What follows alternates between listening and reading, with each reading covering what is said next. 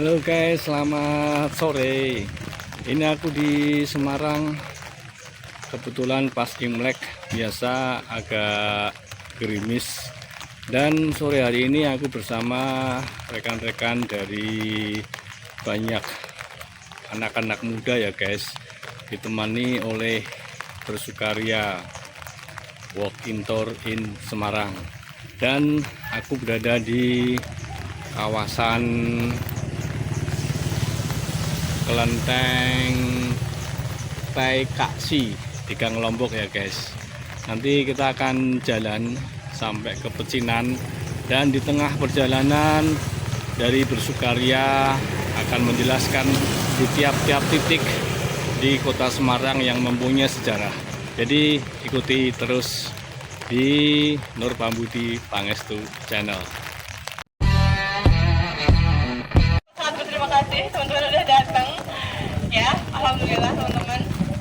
Nanti kita akan ekspor Pecinan, kita akan mengunjungi beberapa kelenteng yang punya keunikan masing-masing. Kira-kira apa keunikannya? Terus teman-teman mungkin belum pernah lihat kelenteng-kelenteng di sini. Kalau kita kasih mungkin ya cuma itu doang. Nanti kita akan mungkin sekitar 7 kelenteng akan kita sambangi gitu ya. Dan kita akan lewat jalan yang kurang lebih mungkin challenging untuk teman-teman datangi gitu ya. Oke, kalau gitu teman-teman, ada yang belum pernah ikut Bersukaria? Apakah ini tur pertama kalian? Apakah ini tur pertama kali kalian? Wah, para mas sudah ketawa. Nggak ya, oke. Jadi untuk yang teman-teman baru pertama kali ikut Bersukaria, jadi Bersukaria adalah tur yang bercerita teman-teman. Jadi kita nggak sekedar cuman jalan-jalan aja, tapi di Bersukaria kita akan cari tahu historinya itu kira-kira apa aja, terus mungkin mitos-mitosnya apa aja gitu ya, yang ada di sekitar Pecinan gitu. Dan ini turnya kita adalah pay as you wish, jadi teman-teman nanti kalau misalnya udah selesai akan aku kasih kris untuk payment. Nanti teman-teman bayar aja seikhlasnya, kalian Bersukaria nggak hari ini sama aku gitu ya. Oke, aku sudah ngomong panjang lebar teman-teman. Kalau gitu saatnya teman-teman kenalan dulu, karena tak kenal maka tak sayang ya. Sayang tuh kenal pun gak tentu sayang gitu ya. Waduh, gitu ya. Oke, kalau gitu aku pengen kenalan dulu mungkin dari nama, terus asal dari mana, sama mungkin harapan di tahun 2025 tuh kalian tuh mau apa gitu. Misal dari aku, namaku Arum, asalku dari Tegal, nggak dari Semarang, bukan orang Semarang. Tahun 2025 semoga aku dapat banyak duit. Amin, bisa nonton konser, bisnis konser aku banyak banget teman-teman ya. Semoga bisa nonton, mungkin teman-teman pengen nonton konser bareng juga. Semoga kita aminkan bersama gitu ya.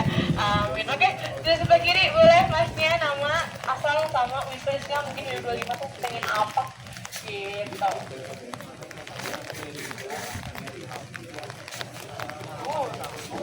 Yuk ya. Nyalain sendiri ya Mas ya, tapi ya. Nyalain sendiri ya Mas ya, tapi.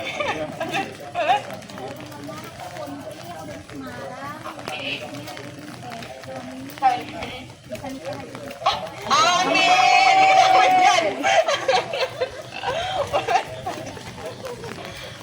Ya, Halo teman-teman. hai. Nama aku Rizka dari Semarang. Wishlist di tahun 2025. Saya selalu bahagia selalu. Oh, amin. Oh, lanjut Pak. Dari Semarang, Pambudi 2025 semoga sehat aja. Amin, amin. Oke, tunggu Bu, lanjut. Saya dari Semarang, nama Indah Marjini. Harapannya selalu sehat. Amin, amin, amin. Kita amin, amin kita. Ayo, let's go. Halo, nama aku Afifah dari Ngalian. Semoga semoga tahun ini makin sehat dan bahagia. Asik, iya harus bahagia. Bikin Bersukaria. Oh ya, lanjut. Isteria, bukan? Oke, Allah pakai dari ya, oke. Namanya 2025 dan jadi 2025. Amin. Amin, amin, amin. Lanjut Mas. Halo, kenalin aku Adit, kebetulan dari keluarga baik-baik. Aduh, waduh. Ayo, oke. Tahun ini keliling dunia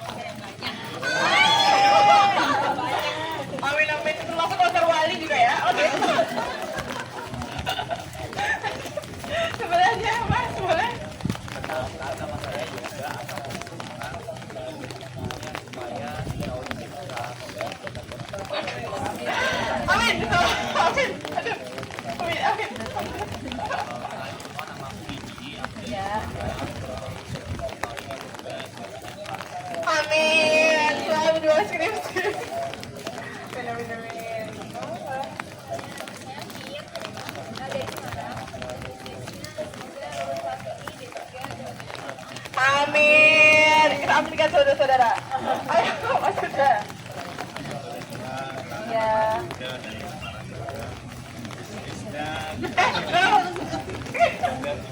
Amin, amin, amin, ya Allah, amin.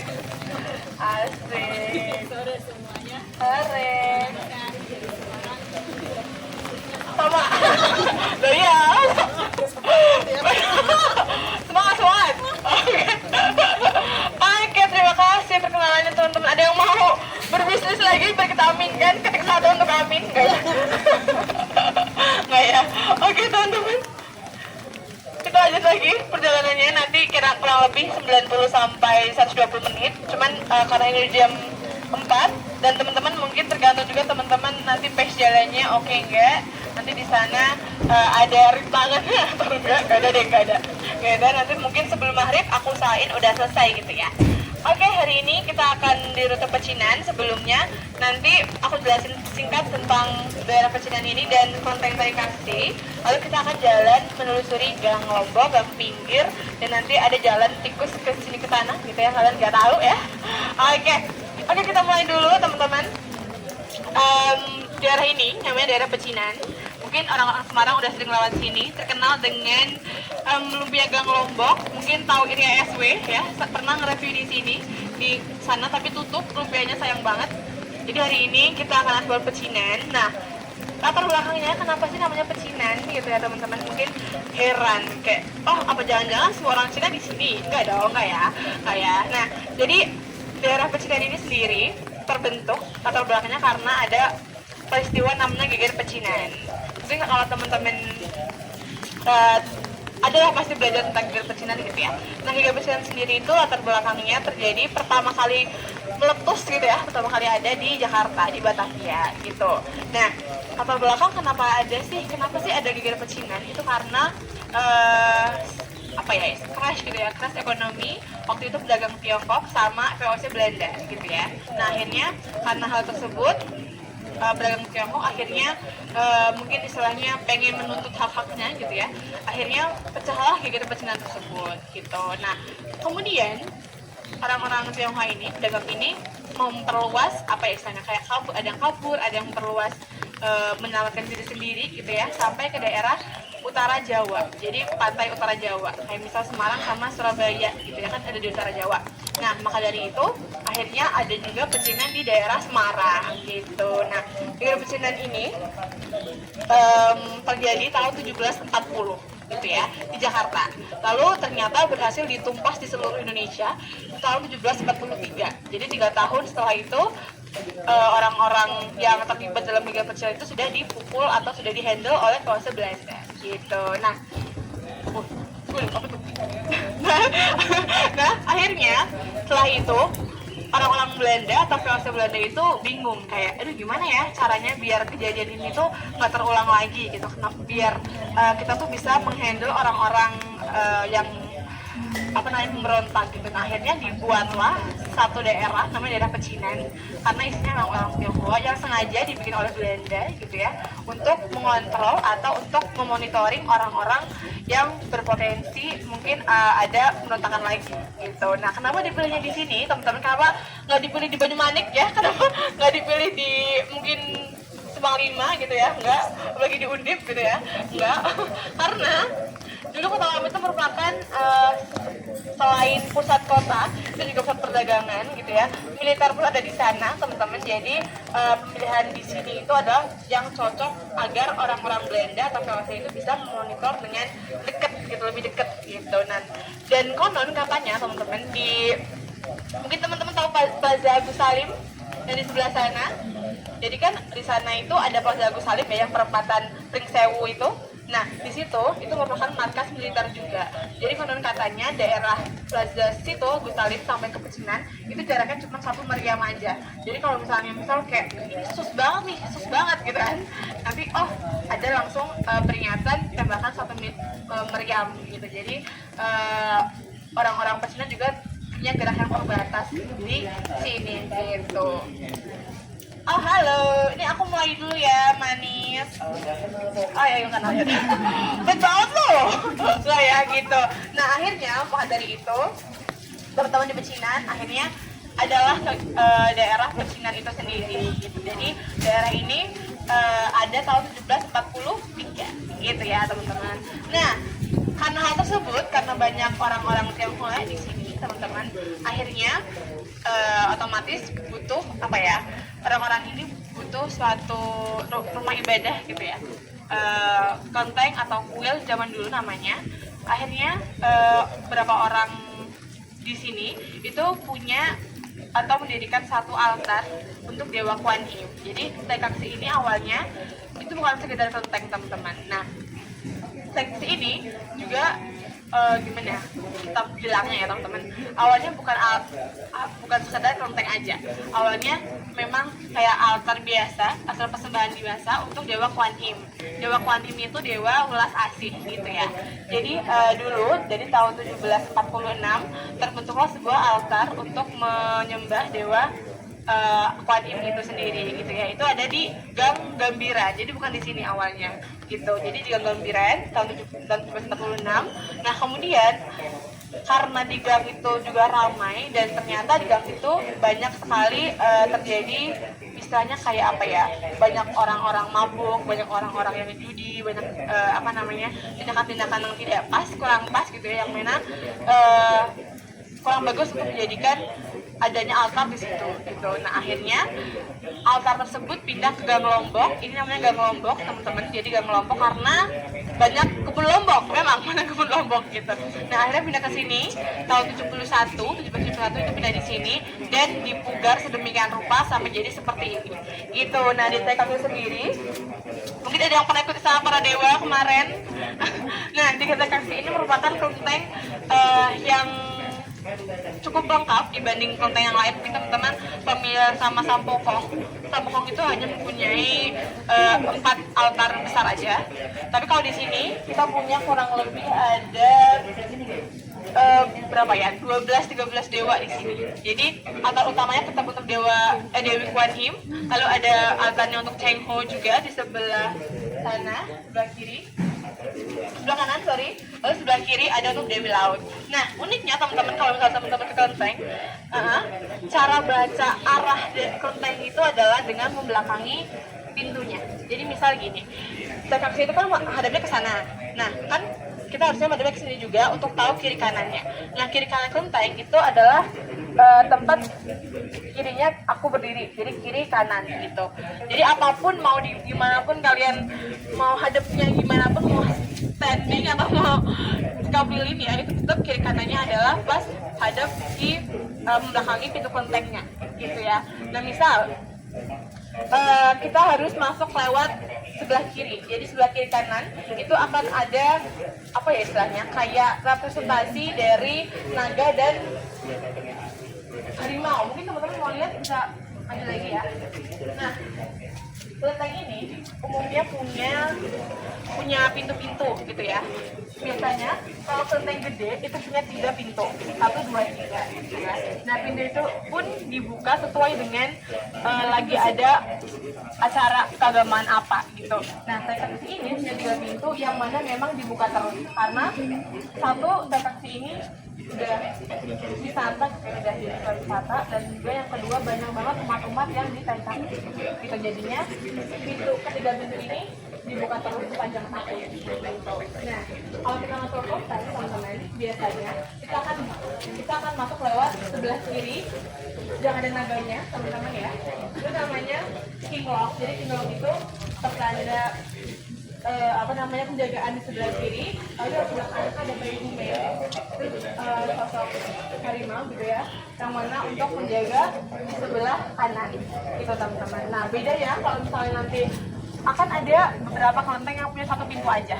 Nanti akan ada beberapa contohnya itu juga menyesuaikan dengan Bayi Hume sama King Longnya itu menyesuaikan. Kalau misalnya kelenteng yang punya 1 pintu di sebelah kanan berarti cuma ada Bayi Hume. Kalau sebelah kiri berarti adanya cuma King Long gitu aja. Kalau misalnya punya 3 pintu dan punya pintu tengah, itu pasti punya King Long sama Bayi Hume untuk menjaga dua sisi gitu. Oke? Aman ya? Oke. Nah terus teman-teman, kalau kita nggak bisa masuk ke situ, teman-teman mungkin bisa lihat singa penjaganya yang 2 itu. Semua kelenteng pasti punya singa penjaga karena itu merepresentasikan tunggangan dewanya. Itu, waduh, tunggangan dewa. Nggak apa ya, aman ya kita ya. Nah, itu merepresentasikan tunggangan dewanya. Jadi ibaratnya kalau teman-teman punya rumah, punya mobil, jadi di mobil itu, di garasi itu kan pasti ada mobilnya ya. Begitu juga dengan si kelenteng itu. Jadi sebelah kiri itu jantan, sebelah kanan itu betina. Kalau teman-teman nanti akan lihat lebih dekat, yang jantan sebelah kiri itu yang nggak bawa anak. Nanti yang sebelah kanan yang untuk betina itu mereka bawa anak di bawahnya. Gitu. Jadi untuk memang tunggangan para dewa yang mana merepresentasikan bahwa kalau dewanya mau pergi atau mau kemana-mana itu bisa langsung naik beliau aja gitu, naik singa aja gitu. Oke, teman-teman, ini ada jalan lagi, meramu lagi sedikit, nggak apa-apa teman-teman. Nah, karena kita nggak bisa masuk ke kelentengnya, kalau lebih aku akan cerita sedikit tentang altar utamanya aja. Jadi altar utamanya itu adalah untuk Dewi Kwan Im, Dewi Welas Asih, yang mana Dewi Kwan Im ini dulunya itu ternyata laki-laki, teman-teman.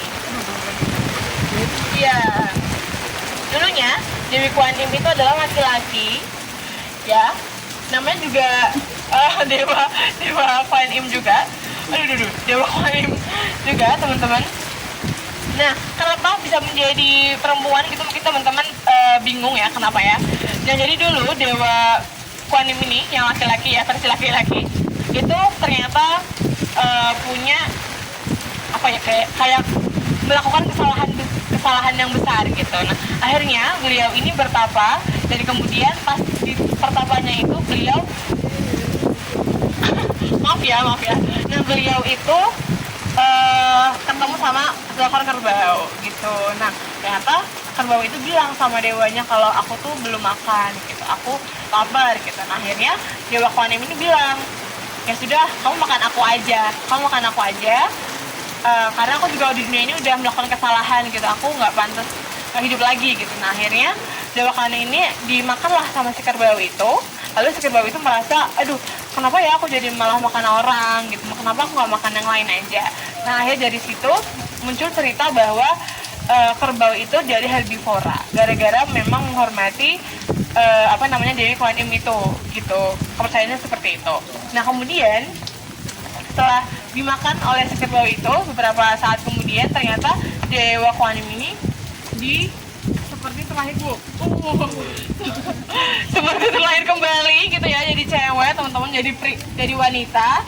Nah, akhirnya karena perbuatannya yang mengikhlaskan gitu ya, dan dia juga jadi mangsa kerbau itu, dia berbuat kebaikan, akhirnya dia diangkat jadi Dewi Welas Asih atau namanya Dewi Kwan Im gitu, teman-teman. Gitu ya. Nanti kalau ada kurang jelas bisa tanyain ke aku ya, karena kondisinya seperti ini, teman-teman, mohon dipahami ya. Nah, kemudian yang di sebelah kanan ada Cheng Ho. Teman-teman tahu Cheng Ho pasti ya? Tahu ya Cheng Ho ya?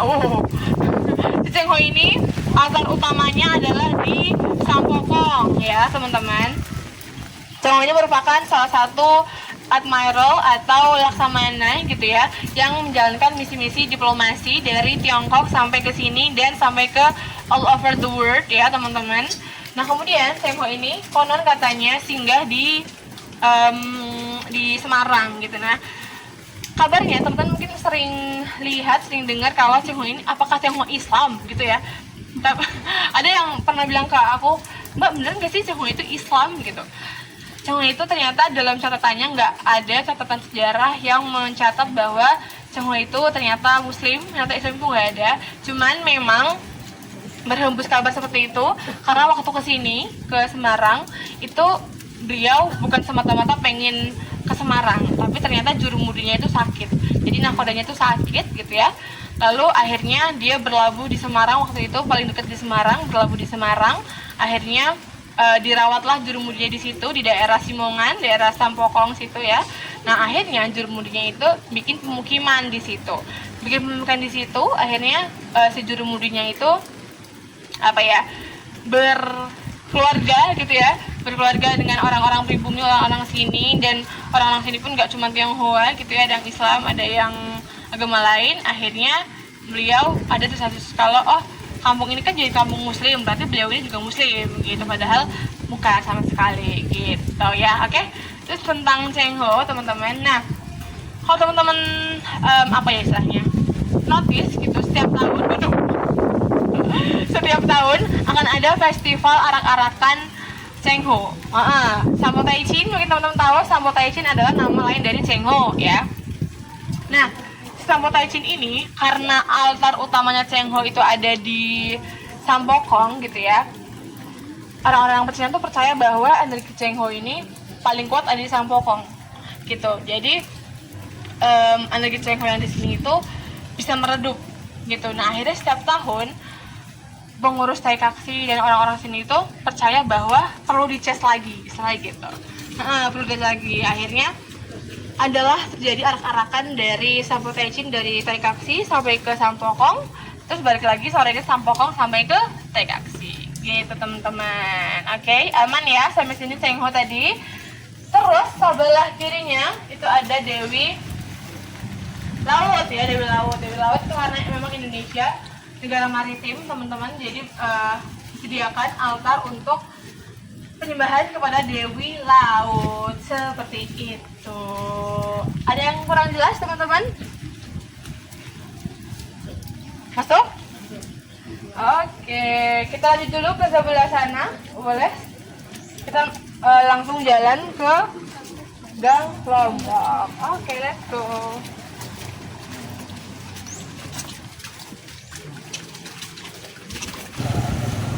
Guys, ini lanjut lagi ya guys untuk walking tournya. Cuman untuk yang berikan penjelasan itu agak-agak fisiknya agak kurang fit sehingga pingsan. Jadi kita ngikut ke grup lain ya guys untuk guidersnya.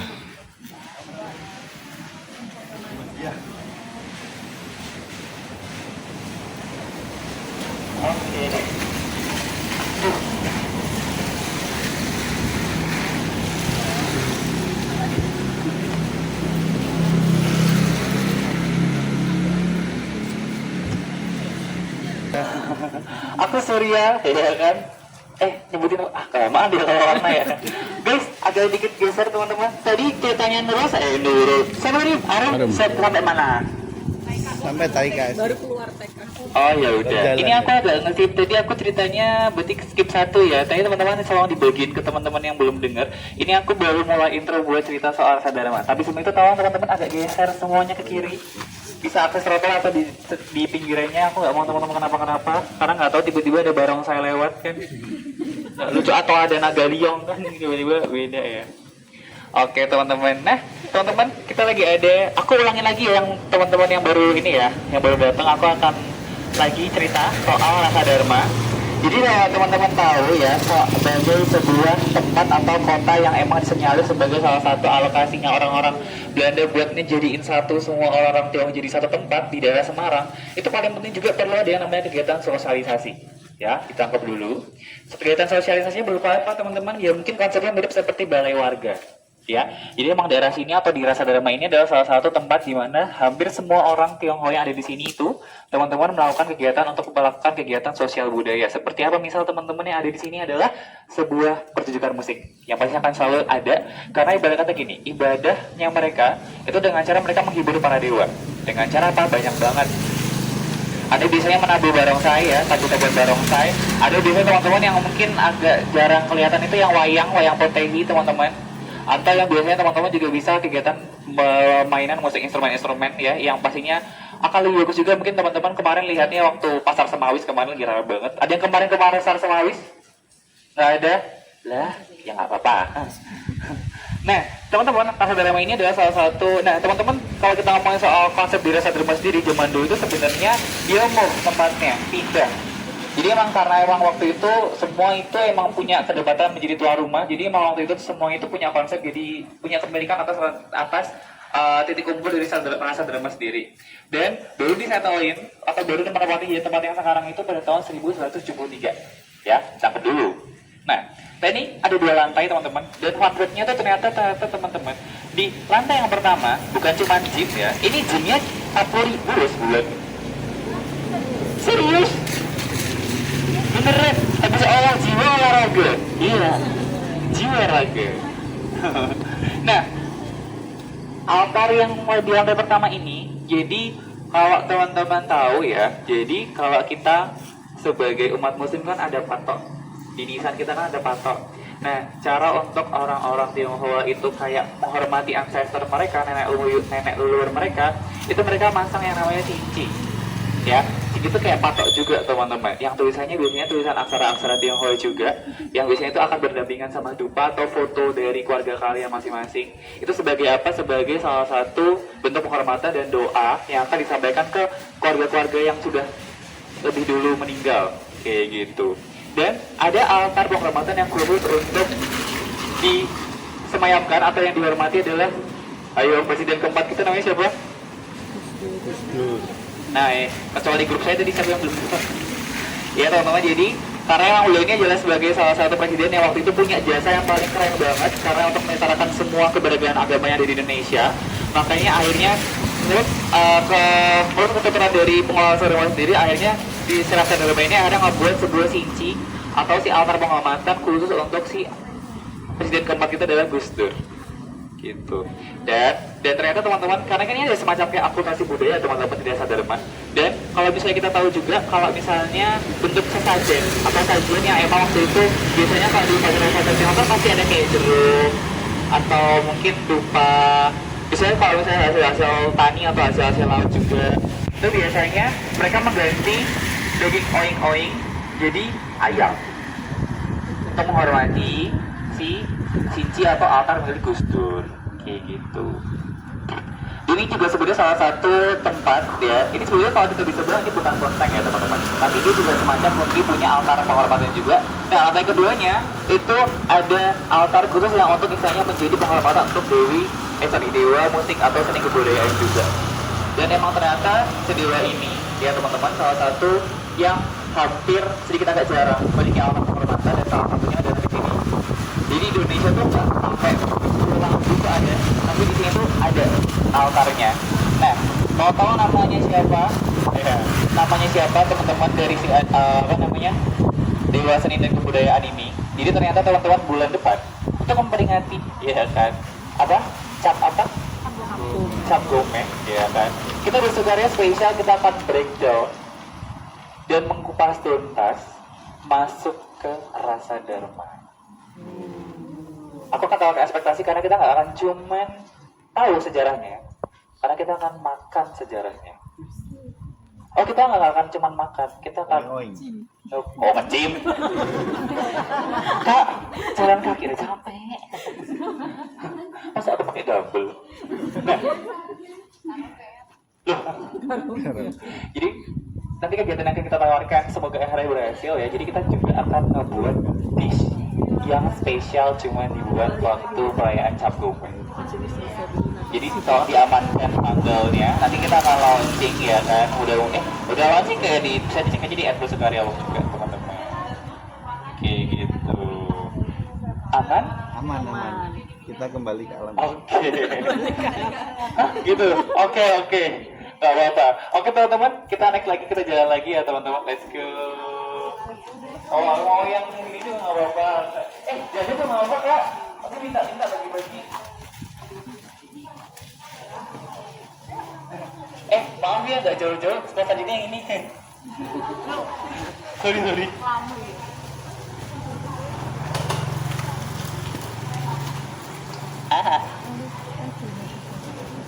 Aduh. Nah, oke, teman-teman, kalau kita bisa lihat bentuk dari si bangunan ini kan kita lihat sebagai TK atau SD pada umumnya ya. Tapi zaman dulu ada salah satu rumah mungkin terbesar, termegah yang dulu pernah dimiliki sama orang yang tinggal di tinggal di Pecinan. Ini adalah rumahnya teman-teman. Cukup besar, kenapa? Karena memang pamor dari si yang punya sosok rumah ini tuh sangat-sangat berpengaruh juga teman-teman. Dan ternyata di profiling salah satu rumah ini, ya kan, di juga relate sama salah satu rute di Bersukaria, namanya adalah C10.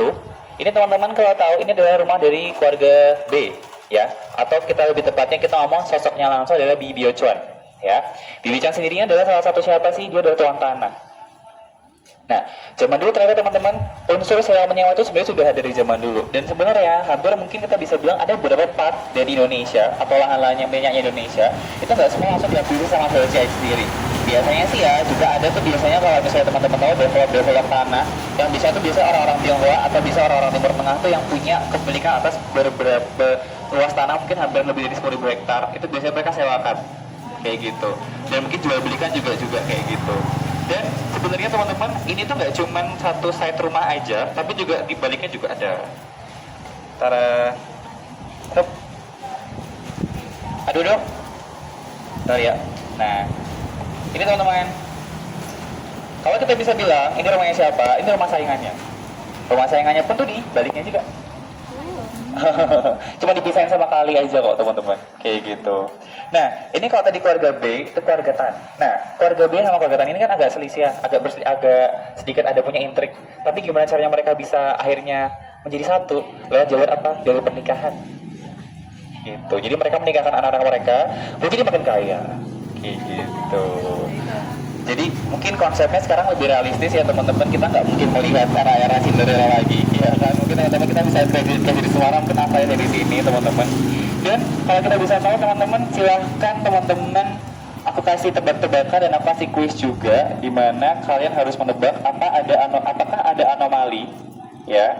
Apakah ada anomali dari foto yang di sini? Ini adalah foto lama dari daerah yang kita tinggal atau kita tempatin sekarang ini, atau kita lagi berpijak sekarang, sama daerah pecinan yang kita bisa lihat sekarang ini ada bedanya atau enggak? Bisa perhatikan dulu, ya.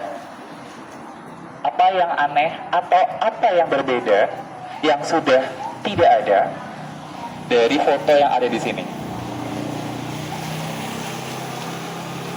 Kita tebak-tebakan, nanti aku akan kasih tahu di spot selanjutnya. Oke, let's go teman-teman. Ada yang udah capek? Belum ya? Oke.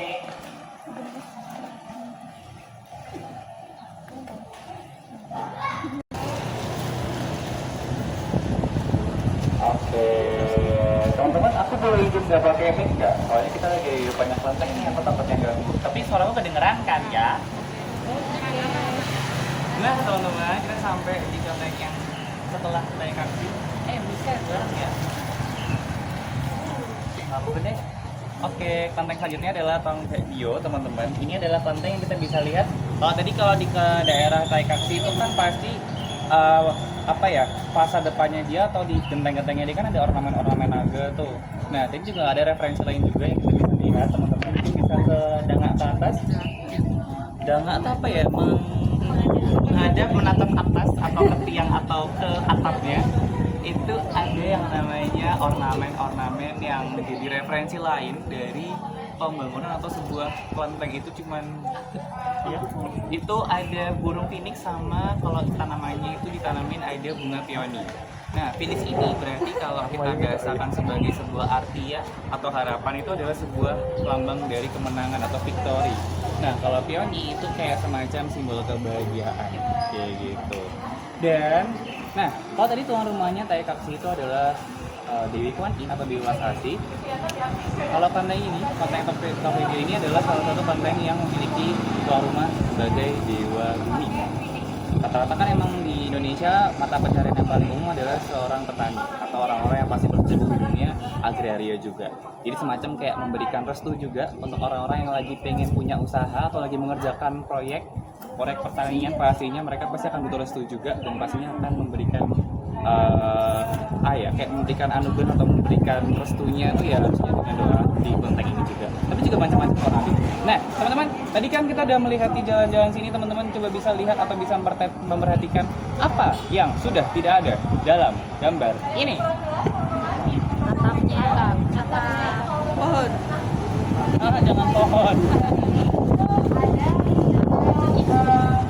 Kalinya kan. Dari kali? Atap itu. atapnya lah. Atapnya, oke. Sebenarnya ada yang lebih kelihatan jelas.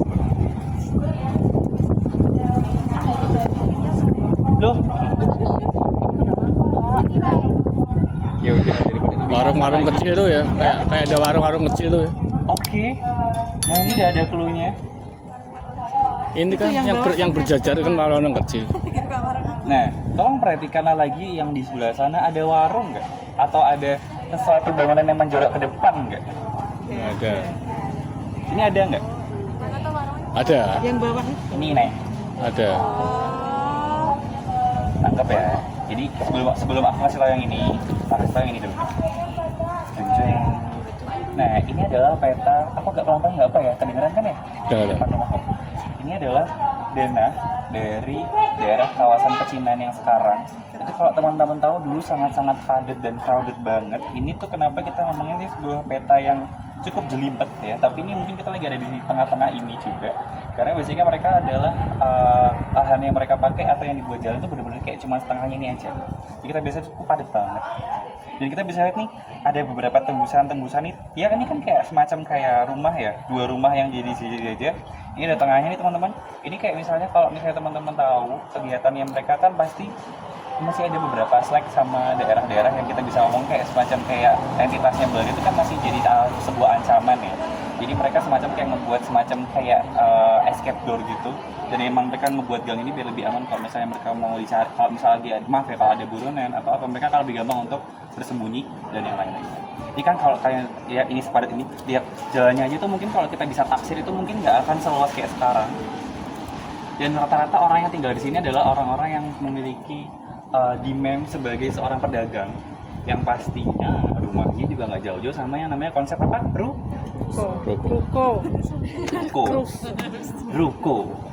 Rusun. Nggak apa-apa. Belum sih Pacai. Nah, jadi yang nggak ada dan aku harusnya teman-teman bisa menjawab, tapi nggak apa-apa. Aku akan bantu teman-teman menjawab. Ini adalah keberadaan dari part depan dari semua rumah yang ada di jalan yang kita lihat sekarang ini. Kenapa sih kok sekarang udah nggak ada? Kenapa kok konsepnya kayak apa? Kayak terpotong, iya nggak teman-teman? Itu karena apa? Karena emang sebenarnya banyak desas-desus yang bilang kalau misalnya yang mengubah atau yang menginisiasi dari pemotongan, ya aku bilang pemotong aja, pemotongan properti dari si pemilik rumah-rumah yang itu ada orang-orang Belanda, tapi enggak sebenarnya. Kalau dipikir-pikir deh, setiap toko aja, kalau tadi kita cerita soal Kali Koping yang kalau misalnya dia pedagang pasti punya gudang. Pasti kalau setiap orang atau punya toko kan pasti punya gudang dong. Gak mungkin mereka semua display di depan. Iya kan? Karena kebutuhan untuk memiliki sebuah space jalan yang emang waktu itu kan juga nggak cuma satu, karena emang satu ruas jalan aja ya, pasti kan agak sedikit crowded juga karena zaman dulu pun orang masih pakainya kereta kuda. Bayangin kuda ketemu kuda ciuman guys, kan nggak enak dilihat teman-teman. Jadi ada yang ngebuat apa, mereka akhirnya make bagian depan rumah mereka dan meninggikan rumah mereka. Jadi bener banget tadi pertanyaan yang aku jawab juga, ini si atap-atap juga udah nggak ada. Karena apa? Untuk menggantikan dari lahan yang sudah tidak ada di bagian depannya, mereka akhirnya meninggikan rumahnya. Jadi kita bisa lihat konsep permainan hampir semuanya sama. Tapi terkecuali Rasa Dharma ya teman-teman. Rasa Dharma itu adalah originnya memang seperti itu. Ya. Jadi hampir semua yang kita bisa lihat, atau teman-teman mungkin nanti akan di tengah jalan aku akan mengecek kepekaan teman-teman di sekitaran sekitar. Karena banyak banget anomali bangunan yang ada di sini. Salah satunya adalah bahkan nggak cuman bangunannya yang terpotong, ada jalan yang dipatahkan. Nanti kita bisa lihat, kalian bisa lihat sekitaran semua. Jadi semua bangunan di sini semuanya udah nggak utuh, ya. Nanti kita bisa lihat, kita bisa cek lagi teman-teman. Kita lihat lagi teman-teman.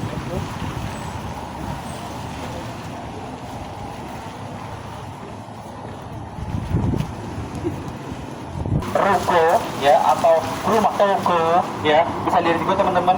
Jadi ini tuh sebenarnya kita bisa lihat mungkin adalah bentuk yang bisa kita lihat secara lazim kalau kita lihat adalah sebuah perumahan-perumahan yang pastinya diberikan sama orang-orang Tionghoa juga.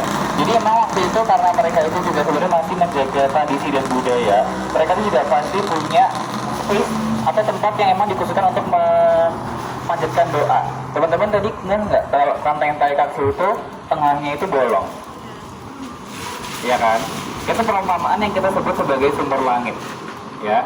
Jadi nggak ada yang namanya batasan antara kita dan langit atau yang biasanya akan lebih jauh lagi teman-teman, ya adalah dewa dan Tuhan teman-teman. Jadi bahkan konsepnya pun juga sama, hampir diterapkan ke kegiatan domestik bahkan rumahnya sekaligus. Jadi bisa teman-teman tahu, ini tuh rumahnya yang kita bisa lihat kayak sekarang ya. Ini itu bentuknya tuh dia memanjang ke belakang dengan dia kalau tengahnya itu dia bolong. Iya, ada berbesi. Nah, tadi kalau aku bilang ya, gak cuman bangunannya aja yang dipatahin, tapi juga jalan. Di sekitaran kita ada patahan yang harusnya kalian bisa juga dari bangunan yang ada di depan kalian semua. Ayo, ada yang bisa menebak? Kelihatan sih, jadi kayaknya apa liatin terus kan? Ayo, itu teman-teman bisa nggak di pelang yang paling itu? Kalian bisa lihat gedungnya aja itu menurut aku, apakah kalian bisa menebak gedungnya itu tuh sedikit aneh nggak sih buat gedung yang sekarang ini kan sedikit asimetris ya?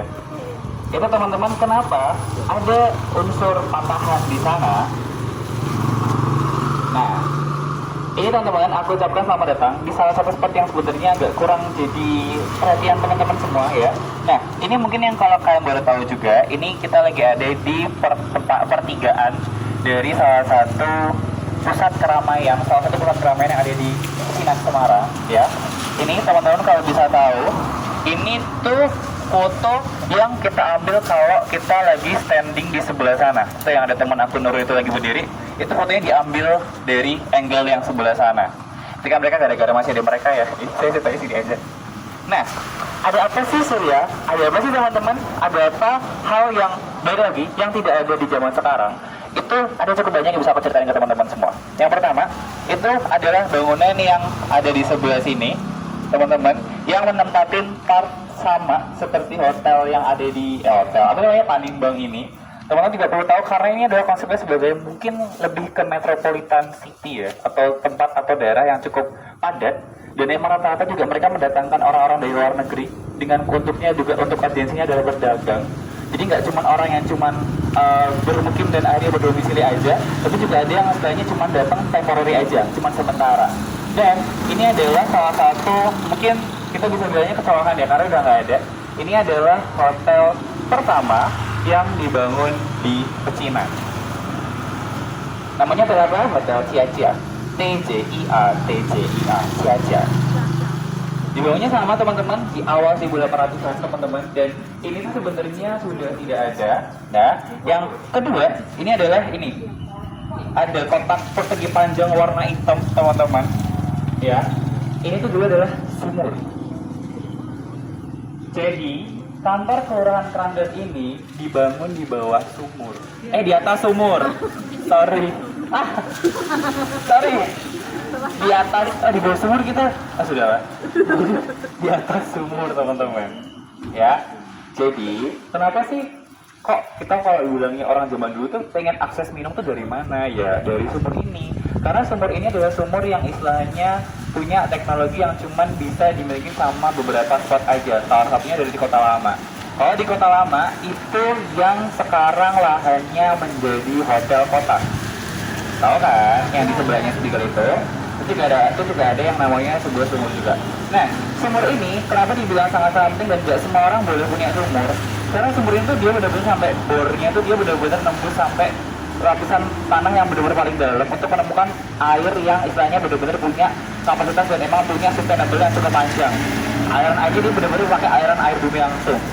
Dan problemnya di kita di era modern, hampir semua orang FOMO pengen punya sumur. Jadi tuh ngebornya semua tanah. Jadi kita punya apa? Isu apa? Rock. Jadi zaman dulu tuh bahkan Hindia Belanda itu juga sudah mengatur untuk supply airnya tuh biar nggak semua tempat itu tuh punya banyak sumber. Karena kalau punya banyak sumur izinnya kayak sekarang teman-teman. Jadi hari kita juga punya daerah-daerah yang akhirnya punya isu rock ya, karena itu semua lahan itu akhirnya dibor semua lapisan tanahnya, jadi nggak ada yang menyokong ya kan, semuanya isinya air ngerembes toh. Jadi itu daerah-daerah Tawang, daerah-daerah Poncol ya kan, Baru Tikung itu pasti semua punya isi yang namanya rock ya. Jadi karena itu juga. Jadi ini salah satu hal yang paling penting juga pada saat itu kayak gitu. Nah teman-teman ada beberapa tanda kenal sekitar ini juga. Nah ini kalau kita bisa lihat teman-teman, ini bukan kita bisa lihat ini sebenarnya saya mirip seperti konsep sebuah pastor. Tadi aku bilang apa teman-teman? Kalau mau masuk dan keluar pun tuh agak susah loh ke sini. Ya, bahkan mereka juga ada gerbang yang memang khusus punya pengamanan yang sangat-sangat ketat. Ya, mereka kalau punya izin, mereka kalau misalnya pengen punya hajat, mereka kalau pengen datang mengunjungi orang-orang yang ada di sini, mereka harus pasti punya yang namanya sebuah paspor. Ya, teman-teman. Dan nggak cuma paspor aja, mereka juga harus punya permit. Ya, mereka juga punya istilahnya dokumen-dokumen pendukung itu nggak cuma satu aja, tapi punya dua. Ada paspor, ya mirip seperti paspor, ada yang namanya permit. Permit itu biasanya kalau dikeluarkan di Sepanki biasanya dari VOC, Hindia Belanda dengan mana ya, seperti itu. Kasian sih. Nah, ada yang mau ditanya lagi? Nggak ada? Oke, kita jalan lagi. Let's go.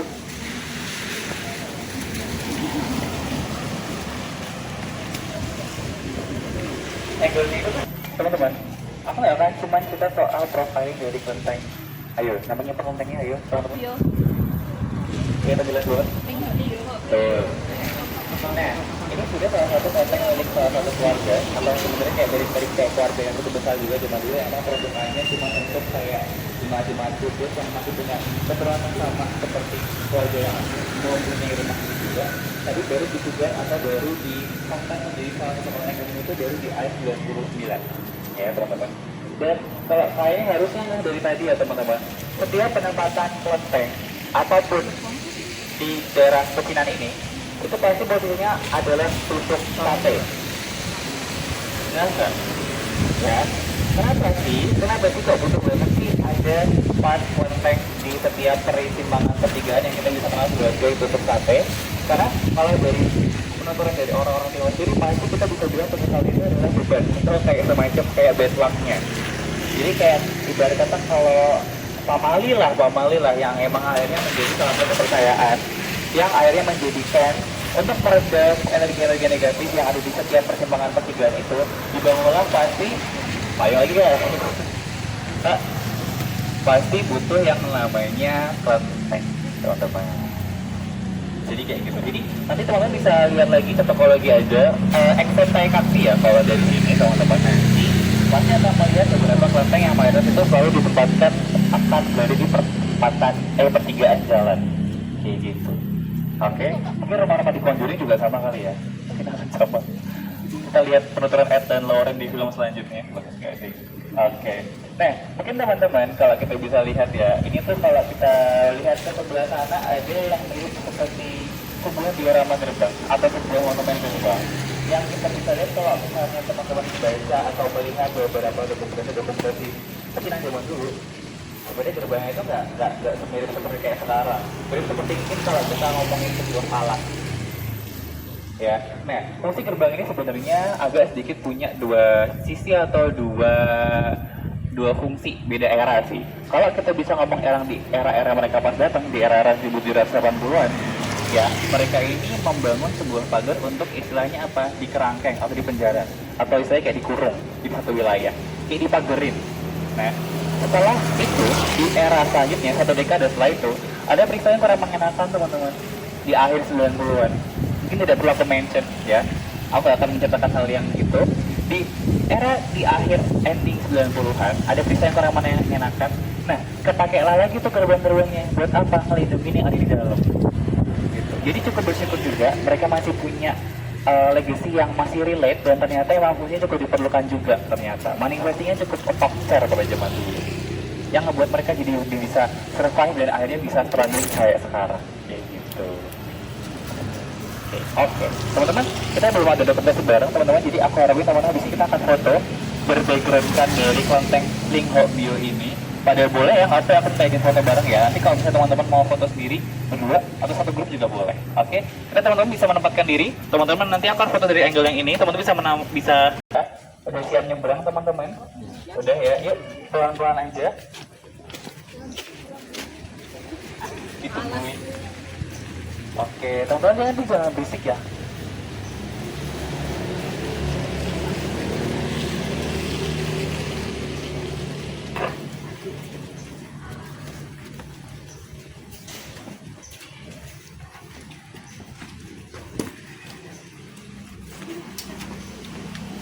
Teman-teman, kedengeran nggak suara aku? Aman ya, nggak usah pakai mic dulu ya, aman ya. Nah, Jadi dia sampai di ada yang tahu nggak tadi ketengannya apa? Namanya apa? TKI View. Losioba. TKI View.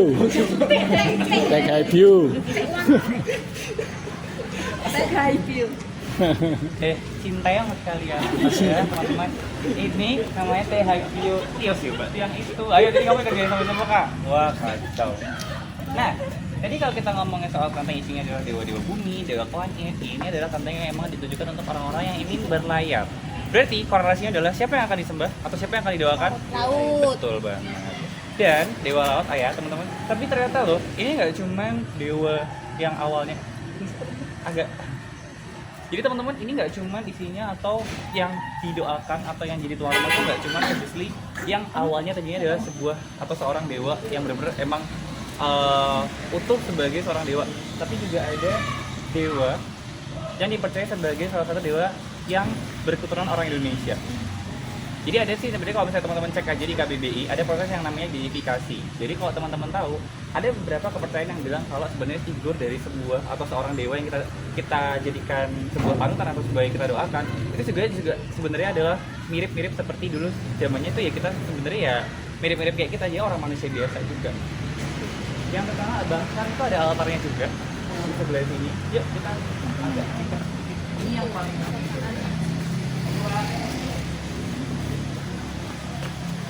kalau mau maju bisa agak nyebar aja, yang penting biar teman-teman nggak kehujanan.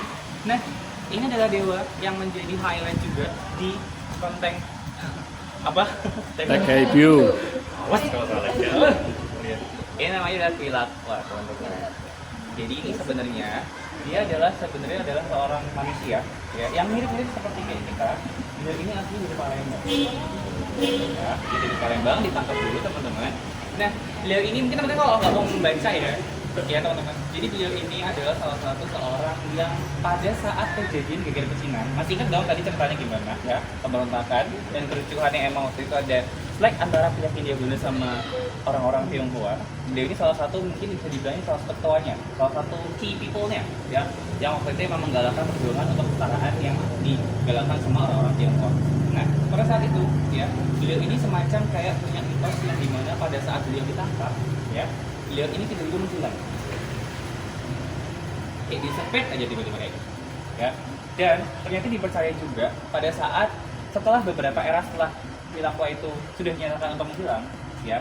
Jadi sosoknya itu kan sudah tidak bisa teridentifikasi tuh beliau masih hidup atau masih udah nggak ada, udah meninggal kayak gitu kan. Nah, ternyata sosoknya beliau itu masih menjadi salah satu hal yang dipercayain sama orang-orang yang waktu pada saat itu adalah para nelayan ya. Mereka ini percaya kalau misalnya setiap mereka itu merasa tersesat, setiap mereka hilang arah, kan pasti ya wajar lah ya, orang kalau kita ngomong di laut kan pasti luas banget ya. Beliau ini atau sosok inilah yang memandu mereka untuk sampai ke tujuan dengan selamat. Jadi part ini juga hampir sama juga. Jadi beliau ini adalah salah satu atau dewa Pilakwa ini adalah salah satu emang yang paling bisa dipercaya juga untuk kitanya menjadikan restu kita ya, memanjatkan doa agar perjalanan kita yang ada di laut itu menjadi lebih lancar, lebih selamat. Seperti itu. Gitu teman-teman. Dan kalau kalian bertanya, ini lampionnya isinya nama-nama semua. Ya, teman-teman juga harus tahu kalau misalnya bahkan kita ngomongin soal tradisi orang-orang Tionghoa juga, biasanya kalau mereka sudah istilahnya teridentifikasi sebagai jemaat, mereka juga istilahnya koordinator juga, mereka akan istilahnya menggantungkan lampion atau kalau di TKC itu bentuknya lilin. Kalau tadi kalian mendengar, mungkin agak masuk sedikit ada tulisannya yang mungkin kayak PT apa, nama keluarganya siapa, itu juga hal-hal yang lazim juga di sana. Gitu. Jadi bisa perwujudannya dengan banyak hal, bisa pakai lampion, bisa pakai lilin. Teman-teman kalau mau ngintip juga boleh, tapi jangan masuk ke tegel yang warna merah ya. Cuman kalau mau lihat, Boleh foto nggak, Bapak Ibu?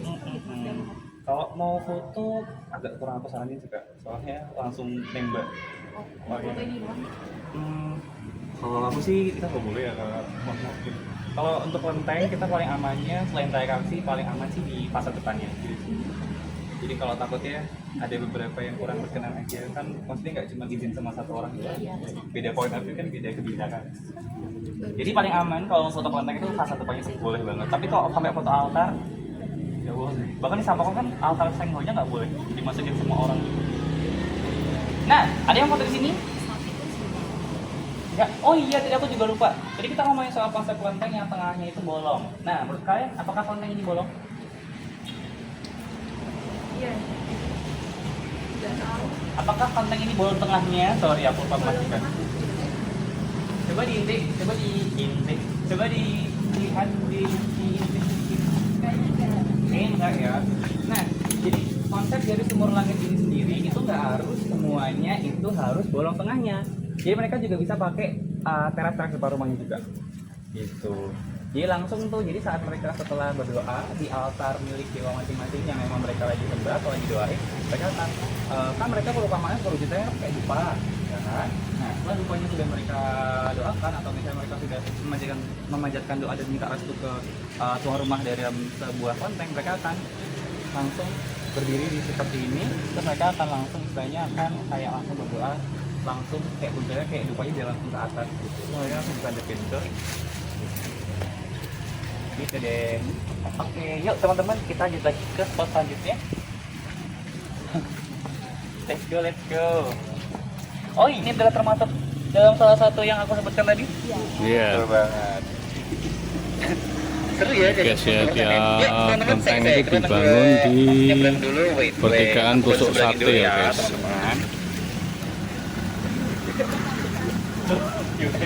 Oke, kita lanjut guys. Sering-sering lewat jalan protokol di kota Semarang kan pasti ada yang namanya billboard ya. Tau lah ya isinya iklan. Atau kalau misalnya lagi acara nobar bareng tuh pasti billboardnya akan dipasang untuk menjadi pusat keramaian dari orang-orang yang tinggal di sekitaran sana. Nah, konsep billboard itu juga hampir mirip sama yang ada di Pecinan juga, tuh juga punya billboardnya juga. Tapi bukan langsung pakai videotron ya. Mereka pakai tiang ada di depan sana teman-teman.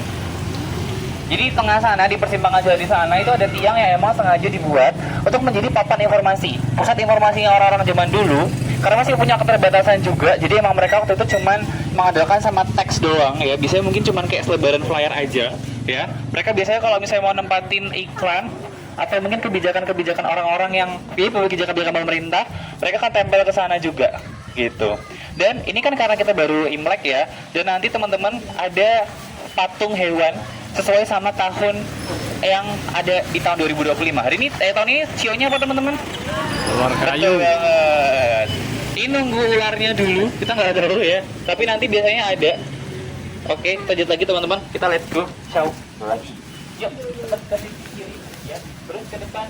Lihat kanan kiri teman-teman. Mereka juga punya tuh beberapa pembaruan dari masalah arsitektur rumah. Nah, kita bisa lihat ini namanya istilahnya kalau kita sebut adalah cap kauking. Jadi sekarang ini adalah contoh dari rumah-rumah orang-orang Tionghoa zaman modern ya, yang nggak jauh-jauh modern banget sih, udah agak lama. Tapi kalau kita bisa lihat era setelah ruko itu adalah era rumah-rumah yang kayak gini. Gitu. Yuk, kita jalan lagi. Nah, ini ada kebayang cap kauking. Oke, Pak.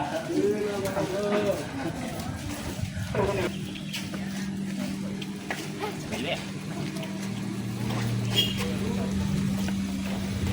Oke, teman-teman. Nah, mungkin belum pernah sampai jalan ini ya. Oke, teman-teman semua ya, ternyata di setiap gang pun tuh mungkin juga teman-teman harus tahu ada sih beberapa kelenteng yang cukup hidden dan emang jadi gemsnya juga ya. Ini adalah kelenteng Hui Tui Kiong ya, atau kita bisa bilang adalah kelenteng milik keluarga Tan. Kenapa keluarga Tan?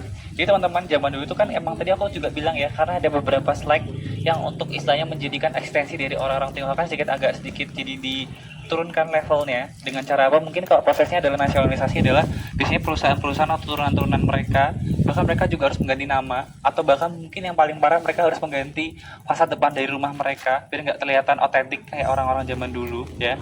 Dan mungkin kalau kita tahu mungkin ada yang kenal Haritanu Sudibyo. Ya mengenal lah ya, nggak bestie sama beliau loh, jelas kan berarti teman-teman. Itu juga sebenarnya beliau itu juga dari marganya Tan juga.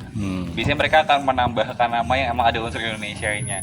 Nah, ini juga teman-teman salah satu konten milik keluarga juga ya teman-teman. Tapi bedanya kalau kita bisa lihat, kalau misalnya mungkin teman-teman ini aku agak sedikit merasa kurang karena ini karena di protokolnya kita nggak boleh masuk dulu karena emang lagi ada ibadah Imlek ya. Jadi karena emang nanti ada beberapa, mungkin habis ini ada keluarga yang mau masuk, jadi lebih baik kita mending agak di luar aja kayak gitu. Nah, jadi si konten ini teman-teman, jadi selain dia berdampingan sama dewa juga, dan dewa yang ada di sini itu juga sebenarnya agak cukup banyak. Ada Dewi Kuan Yin sama Dewa Bumi juga. Tapi juga beliau ini juga bersandingkan juga dewa yang emang dipercaya juga emang lebih diprioritaskan sama keluarga Tan ini untuk menjadi semacam kayak main guard-nya mereka, yaitu adalah dewa peperangan. Kayak dewa peperangan itu jadi kayak semacam kayak esensinya adalah saat mereka melakukan yang namanya perjalanan bisnis segala macamnya, jadi kayak mereka tuh semacam kayak akan mendapatkan kemenangan yang akan selalu didapatkan kayak gitu loh. Jadi mirip-mirip seperti kesannya seperti itu, sesederhana itu teman-teman. Dan nggak cuman ada di sini aja, nanti kita juga akan lihat konten yang lebih bagus dari ini. Yuk di sebelah sana teman-teman, let's go.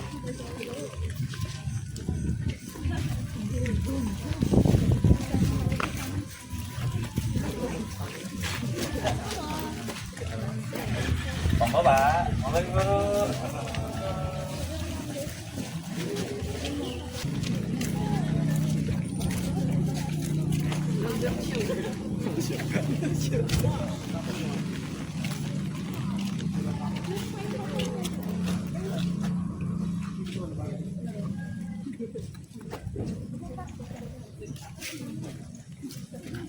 Nah, kalau sepi, jadi gini aku pakai mic aja nggak apa-apa.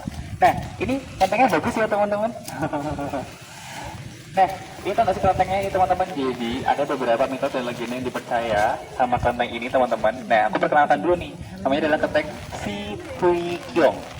Ya, jangan sampai salah pronounce. Jadi teman-teman, karena emang konten ini tuh sebenarnya dipercaya sebagai, jadi gini. Jadi setiap apapun yang akan dilakukan atau setiap apapun kegiatan yang akan dilakukan di setiap konten-konten yang ada di sekitaran kita, itu pasti yang perlu yang namanya ada restu dari dewa yang dikaitkan sama tuan rumah yang ada di sini, teman-teman. Jadi kalau misalnya mau renovasi rumah, itu pasti atau renovasi kelenteng, pakai maintenance gitu.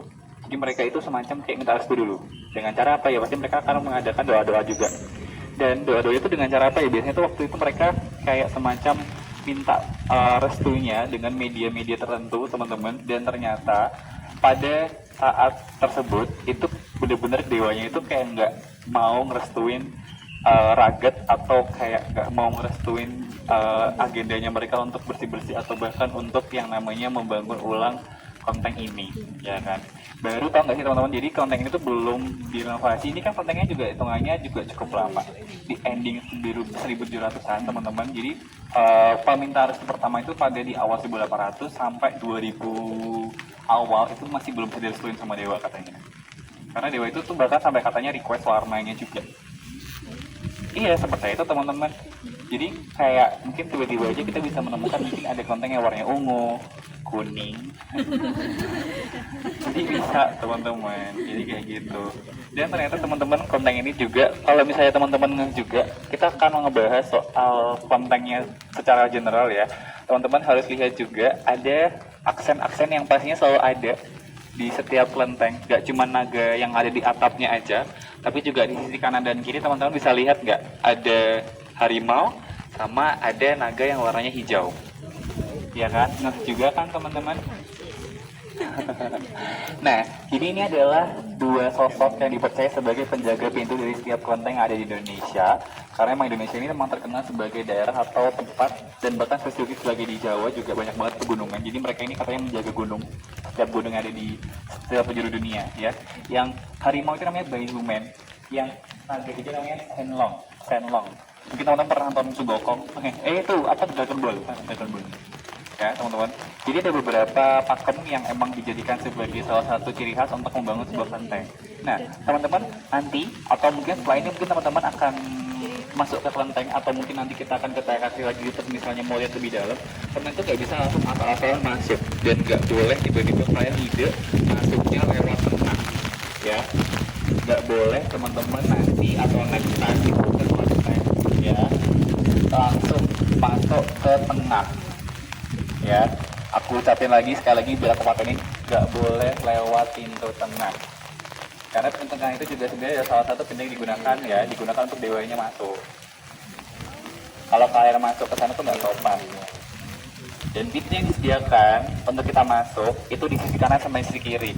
Masuknya juga ada tatanannya. Masuknya lewat kanan dulu, nanti pulangnya lewat kiri.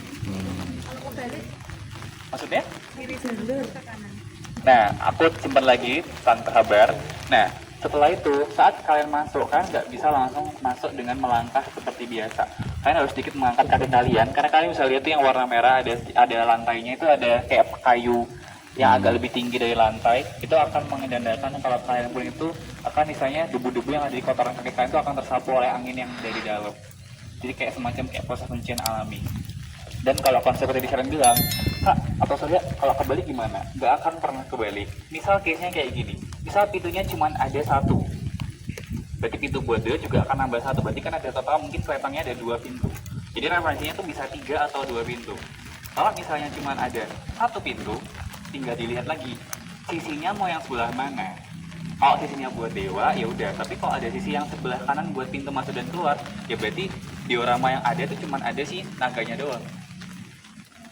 Udah nggak, nangkep nggak? Tergantung penempatannya mau di mana. Jadi nggak harus. Jadi kalau misalnya nanti ada kita menemukan kelenteng yang cuma pintu jadi sisi kiri aja, ya berarti yang jaga ya harimaunya. Kayak gitu. Jadi ngerti ya teman-teman. Jadi karena mungkin kalau teman-teman jadi kita setelah TKC pun juga hampir semuanya sama. Jadi bentuk fasad depannya. Kayak gitu. Ini juga sebenarnya juga ternyata di beberapa acara-acara musik juga, salah satunya mungkin musik tradisional ya, itu juga sebenarnya sempat juga menjadikan lahan tempat kita berdiri sekarang juga buat jadi tempat gelaran musik juga. Kayak semacam banyak artis juga sih, tapi mungkin teman-teman mungkin kurang serius ya, tapi bisa aja cek di Google atau TikTok itu bisa aja. Lebih juga bagus ya. Tapi nggak sampai sini ya. Kecilan sih ya. Oke, ini spot yang bagus juga buat foto, apalagi ini kita di pelatarannya dan cukup bagus juga kalau kita foto 0,5 kalau pakai iPhone. Dan aku akan ngajak teman-teman buat foto bareng sama-sama. Oke, yuk, let's go. Silakan ada yang mau megang, silakan. Oke guys, ini dari Bersukaria lagi pada foto bareng di kelenteng yang cukup megah ini. Kita akan lanjut lagi perjalanan ke kelenteng yang lainnya. Oh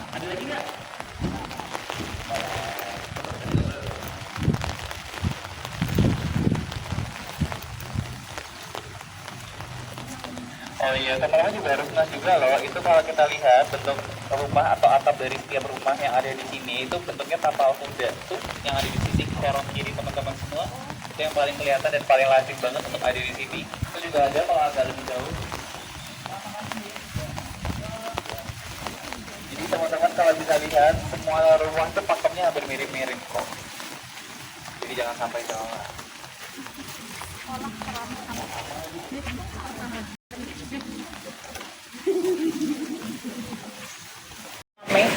Sampai sekarang dari zaman dulu namanya adalah Pasar Gang Baru teman-teman.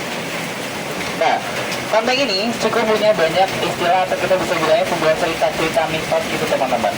Jadi emang sebenarnya bentuk dari cara peribadahan atau ibadah orang-orang Tionghoa pada saat itu cukup banyak. Ada biasanya kalau ada menghibur, bisa pakai barongsai dan yang lain-lainnya. Mereka juga biasanya sih juga misalnya ada semacam kayak kegiatan agenda bersih-bersih kelenteng. Yang dipercaya itu juga bisa menjadikan sebuah rahmat dan emang mendatangkan kemakmuran juga. Nah, tadi kan kegiatan positifnya juga ya. Nah, kalau misalkan teman-teman berkelakuan kurang enak, kurang baik, kurang bagus, mungkin kurang terpuji, seperti hal misalnya orang-orang zaman dulu itu kan sedikit agak gimana ya, kalau misalnya udah sembarangan, itu kan masih sekarang sebenarnya kalau sampai sekarang ini masih jadi hal yang kurang enak ya.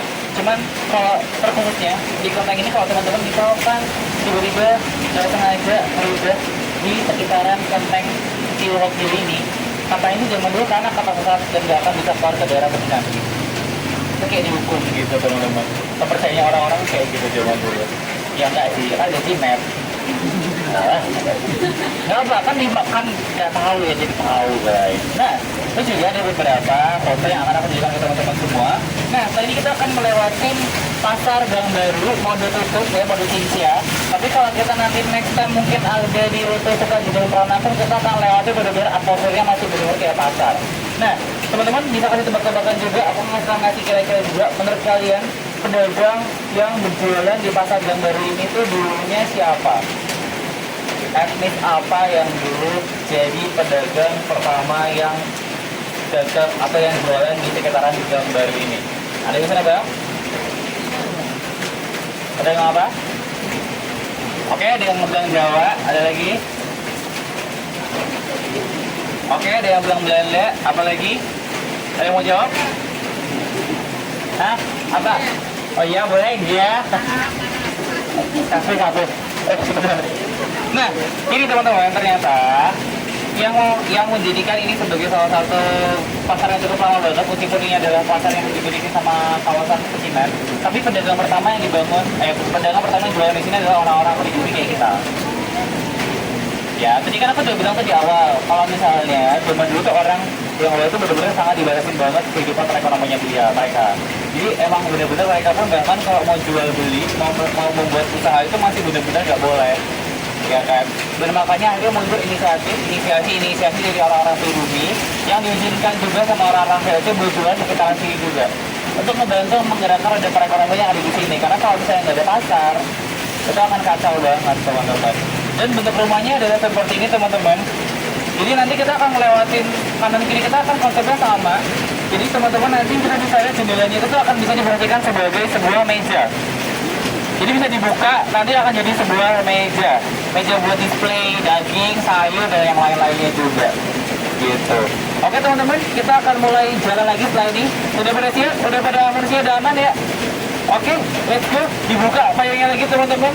Bertahan sedikit aja sampai selesai. Yuk, ke sana aja nggak apa-apa. Nanti aku akan agak sedikit nyusul ke depan, teman-teman bisa duluan aja nggak apa-apa. Nanti aku akan nyusul ke kiri, lurus.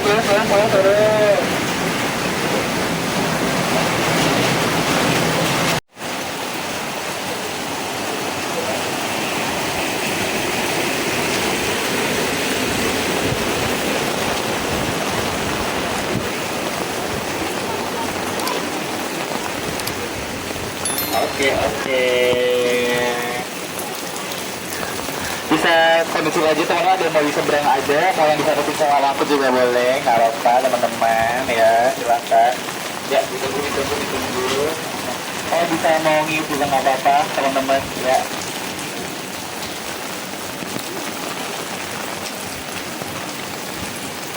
Oke, sekarang siapa nih? Oh, bentar, satu lagi.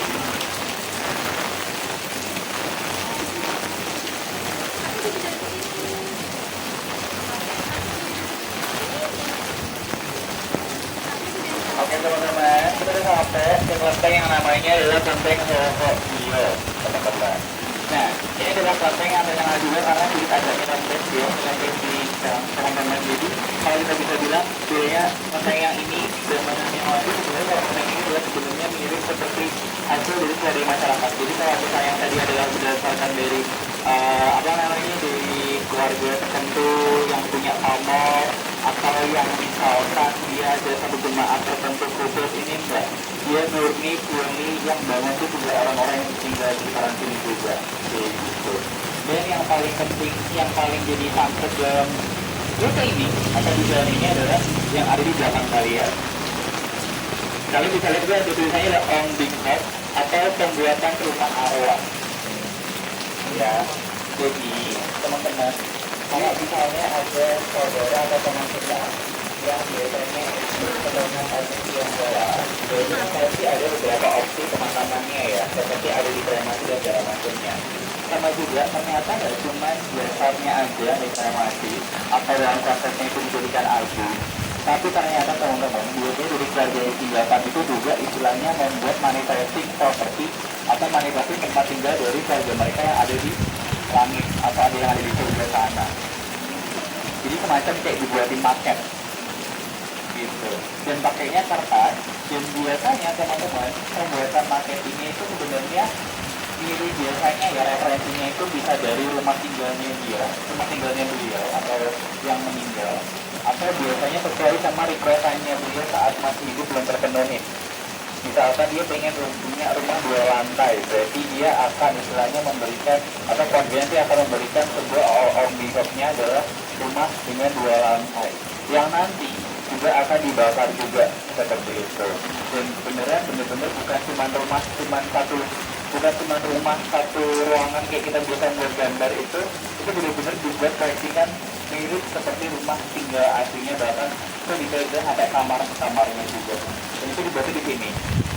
Dan harganya teman-teman itu bisa jutaan rupiah juga. Gitu.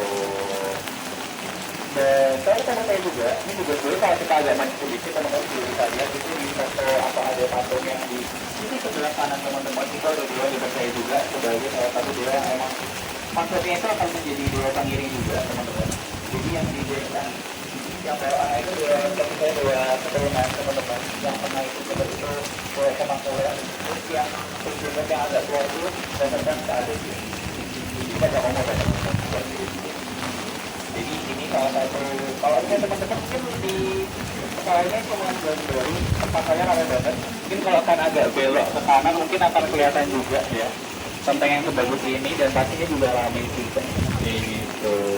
Dan ini juga sebenarnya altar yang ada di sini juga cukup banyak.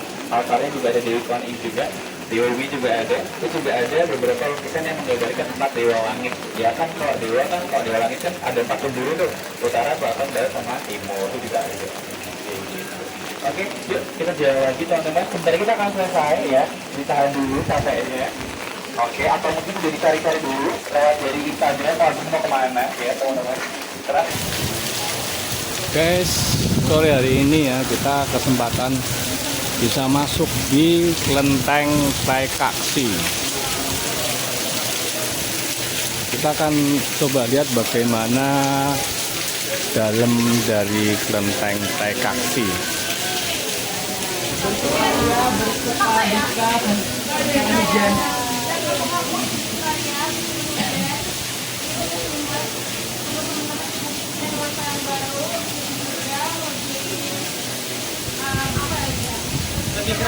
lebih kerasa Imleknya juga soalnya udah. Ya, berkah. Terima kasih deh. Saya di Konamo dan Pasir ya. Ya, itu banget. Bukan kecil. Oke. Itu biasa teman-teman pakai itu setelah ada terus mau ada sedikit gift ya. Apresiasi karena kalian udah bisa menyelesaikan skor dengan yang di dalam juga jangan ya. 2 lapis kayak. Oke, kalau membagi-bagikan ini teman-teman, aku mau kalian kasih tadi dari awal saya sudah bilang kalau itu adalah skor reguler teman-teman ya. Dan sampai edit nanti kita berdua ngomong aku masuk Surya akan ada QR yang nanti akan scan dan masukkan nominal sesuai dengan kepuasan kalian hari ini ya. Mungkin teman-teman tadi puas banget sama Kak Surya itu nanti akan ada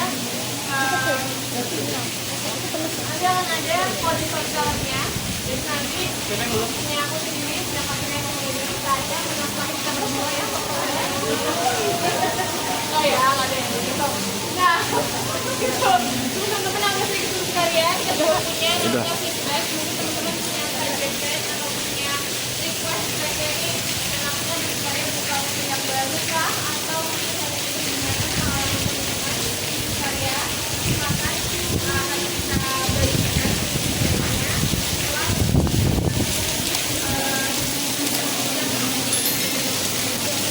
Oke guys, dari dalam konten Taikaksi Nur Pambudi Pangestu channel. Selamat malam dan selamat beraktivitas, tetap semangat.